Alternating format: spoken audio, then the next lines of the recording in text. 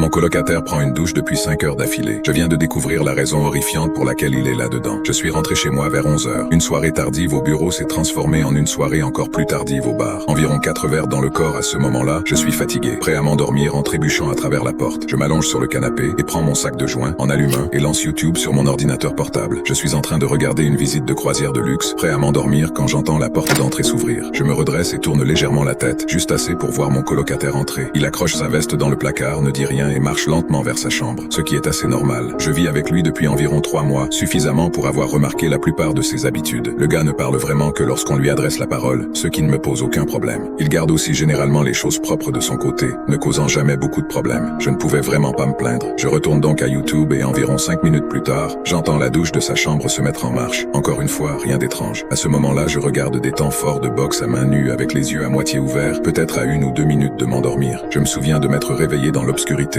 la tête me faisant mal, la gorge sèche comme jamais. Je me suis lentement redressé, attendant que la somnolence se dissipe un peu. Une fois que c'est fait, j'ai attrapé mon téléphone et vérifié l'heure. Environ 3h30 de ce que je me souviens. J'avais faim alors je me suis levé et j'ai commencé à marcher vers le frigo. Et puis je l'ai remarqué, un bruit doux mais toujours présent en arrière-plan. Il m'a fallu quelques secondes pour vraiment reconnaître ce que c'était. La douche. Soudainement, les événements de la nuit dernière ont commencé à rejouer dans ma tête. Boire au bar, rentrer en Uber, l'ordinateur portable, le canapé, mon colocataire rentrant à la maison, la douche se mettant en marche. Je suis resté là pendant un moment essayant de comprendre. Peut-être qu'il est allé se coucher et a oublié de l'éteindre. J'ai secoué la tête. Ça ne pouvait pas être ça, ai-je pensé. Peut-être qu'il a glissé et est tombé. Réalisant les implications de cela, je me suis précipité vers sa chambre mais j'ai trouvé la porte de la salle de bain verrouillée. J'ai commencé à frapper dessus. Et mec, ça va? Pas de réponse. J'ai envisagé de défoncer la porte mais j'ai décidé d'appeler les urgences avant de le faire. J'ai sorti mon téléphone, prêt à composer quand j'ai remarqué que j'avais un message non lu, un de mon colocataire. Et mec, je n'arrivais pas à dormir. Alors je suis allé chez ma copine. Je ne sais pas quand je serai de retour. Envoyé il y a 2 heures. Je regarde la porte de la salle de bain, puis de nouveau mon téléphone. Tout cela était faux. Tout d'abord, mon colocataire ne m'envoie presque jamais de messages, et certainement jamais pour me dire qu'il sort. Deuxièmement, je sais pertinemment qu'il est célibataire et ce depuis un moment. Et troisièmement, qui était sous la douche alors? J'ai essayé de l'appeler, pas de réponse. Je lui ai envoyé quelques messages mais aucune réponse. Je me suis dirigé vers son bureau et j'ai vu que ses clés et son portefeuille étaient toujours à côté de son ordinateur portable. Ma tête commence à tourner à ce moment-là et je sors de là. Je retourne dans le salon et allume les lumières. Je fais les 100 pas en cercle, essayant de suivre le scénario tout en essayant d'ignorer la douche. Un bruit que je n'aurais jamais pu imaginer être aussi redoutable dans n'importe quel contexte.